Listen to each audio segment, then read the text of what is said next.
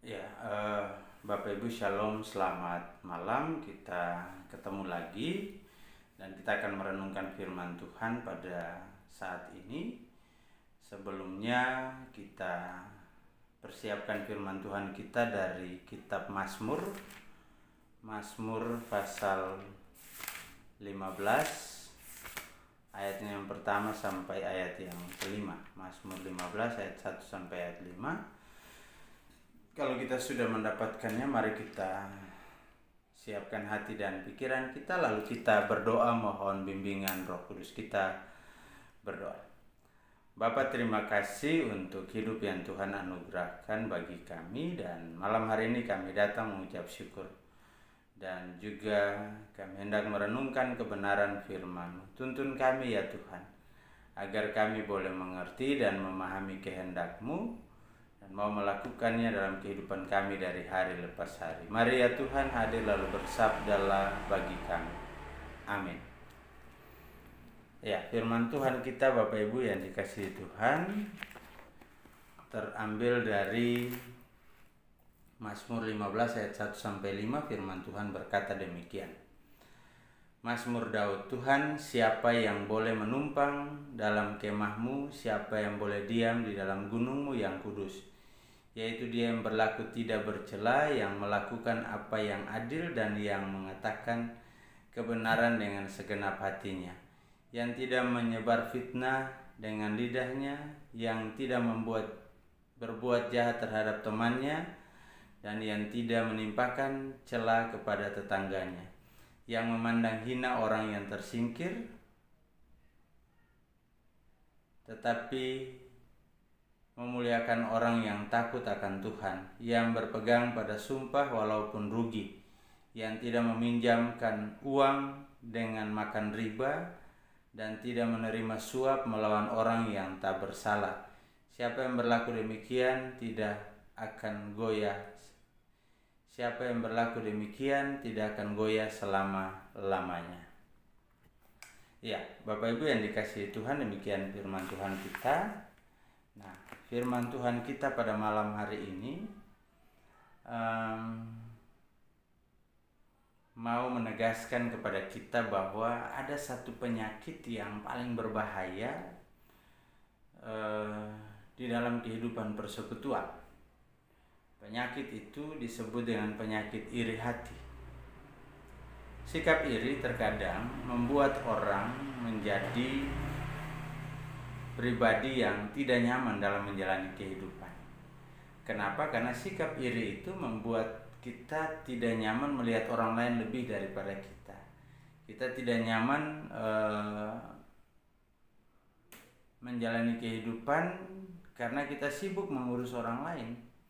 Nah, sederhananya bahwa apa yang secara ringkas bahwa yang boleh datang kepada Tuhan adalah mereka yang perilakunya tidak bercela, seperti orang yang tidak pantas. Sementara orang yang tidak pantas datang kepada Tuhan adalah mereka yang hidupnya ditandai dengan sikap iri. Cirinya akan selalu meninggikan diri dengan cara merendahkan sesama. Ketika meninggikan diri, kita melupakan kenyataan bahwa manusia hanya berasal dari tanah. Manusia pada akhirnya pasti kembali menjadi tanah. Tuhanlah yang dalam kasih-Nya memberikan nafas kehidupan dan membuat dia menjadi manusia yang bernyawa. Ketika merendahkan sesama, kita melupakan bahwa yang direndahkan itu adalah orang yang dikasihi Tuhan. Jadi meninggikan diri dan merendahkan sesama yang dikasihi Tuhan pada prinsipnya adalah melawan Dia Sang Pencipta. Nah, Bapak Ibu yang dikasihi Tuhan, kadang kita tidak sadar bahwa karena itu sudah menjadi kebiasaan, kadang kita tidak sadar bahwa kita lagi hidup dalam iri.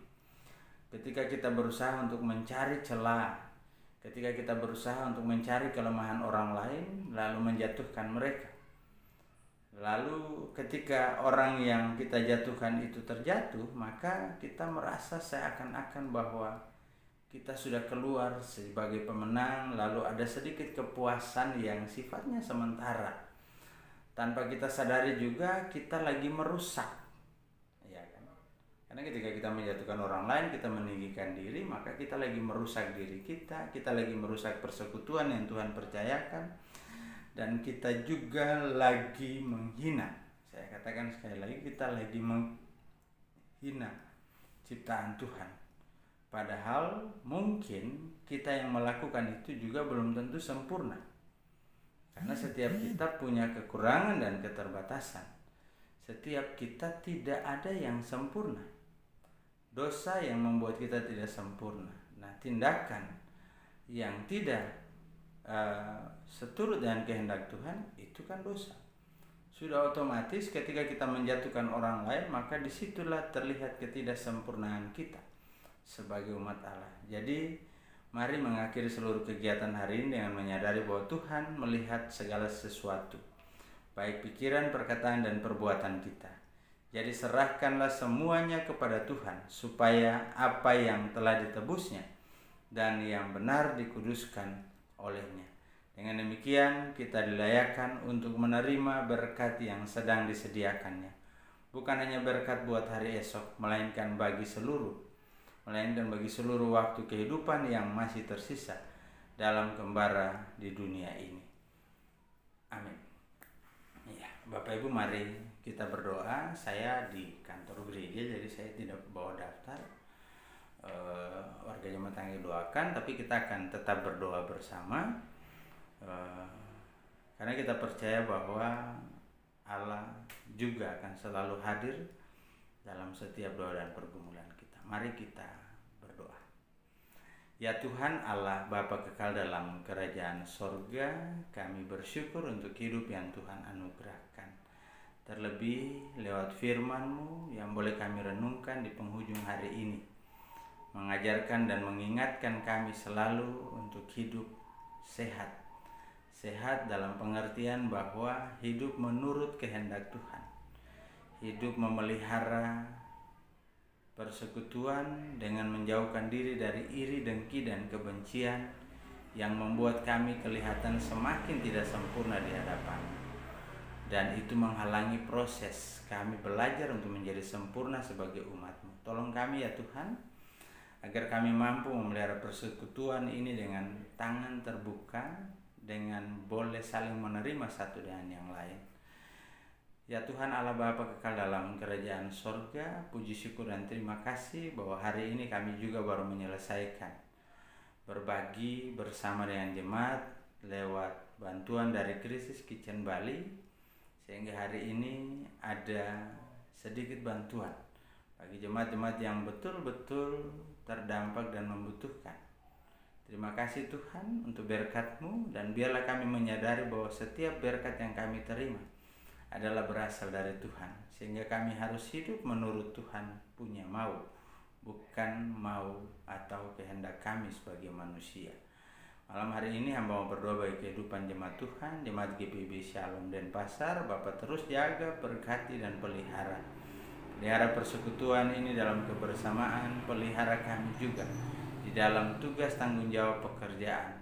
Mengucap syukur kalau Tuhan boleh menyertai kami di sepanjang hari ini, dan lewat semuanya itu kami datang menyerahkan diri dan kehidupan kami kepadamu.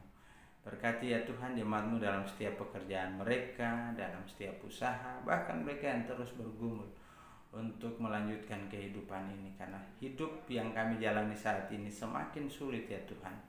Tapi kami percaya bahwa kami punya Tuhan yang tidak pernah membuat kami harus mengalami masa-masa sulit ini tanpa pendampingan. Terima kasih Tuhan, kalau Engkau boleh bersama-sama dengan kami. Kami berdoa terus ya Tuhan bagi jemaat-Mu yang berada dalam keadaan kelemahan tubuh, mereka yang di rumah maupun di rumah-rumah sakit, mereka yang para janda, duda, anak yatim piatu, demikian juga ya Tuhan para lansia, mereka yang membutuhkan pendampingan-Mu. Tuhan berkati juga, jaga dan pelihara dengan kuat kuasa Roh-Mu yang kudus itu. Berkati jemaat-Mu juga yang dengan setia memberikan persembahan-persembahan syukur, dan ajarlah kami untuk selalu mengucap syukur kepadamu ya Tuhan. Dan malam hari ini hamba mau berdoa juga bagi seluruh perangkat pelayanan di tengah-tengah jemaat-Mu. Bapak berkati setiap diaken dan penatua secara khusus, mereka yang sudah Tuhan pilih untuk melanjutkan tanggung jawab pelayanan sebagai pelaksana harian majelis jemaat. Tuhan sertai dan berkati, Tuhan jaga dan pelihara. Tuhan pimpin dan tuntun kami semua agar kami mau menerima tugas dan tanggung jawab ini dengan penuh sukacita, karena anugerah yang Tuhan percayakan bagi kami. Terima kasih Tuhan. Malam hari ini juga ya Tuhan, berdoa bagi seluruh perangkat pelayanan yang lain, pengurus-pengurus Pelkat, dari Pelkat PA sampai Pelkat PKLU, Bapak berkati. Demikian juga pelayan dari Pelkat PA dan PT, Bapak berkati. Kami berdoa juga ya Tuhan bagi panitia pembangunan dalam mempersiapkan seluruh proses pelaksanaan pembangunan. Bapak berkati juga setiap anggota panitia, beri hikmat, beri kebijaksanaan, rasa tanggung jawab. Demikian juga panitia malam dana. Bapak berkati terus kami agar kami dapat mempersiapkan yang terbaik untuk hormat dan kemuliaan nama-Mu. Kami berdoa juga ya Tuhan bagi bangsa dan negara kami. Bapak berkati para pemimpin kami mulai dari pusat sampai ke daerah, Bapak Presiden, Bapak Gubernur dan seluruh jajarannya. Demikian Bapak Wali Kota, Bapak Camat, Kepala Desa Tegalkerta dan Tegal Harum yang menjadi di mana jemaat-Mu ada dan menjadi bagian di dalamnya. Bapak berkati, beri mereka kekuatan, kesehatan, beri hikmat dalam memimpin kami sebagai umat-Mu ya Tuhan. Terima kasih Tuhan, berkati juga tenaga medis yang terus bekerja untuk melawan penyebaran COVID-19 bersama dengan seluruh gugus tugasnya.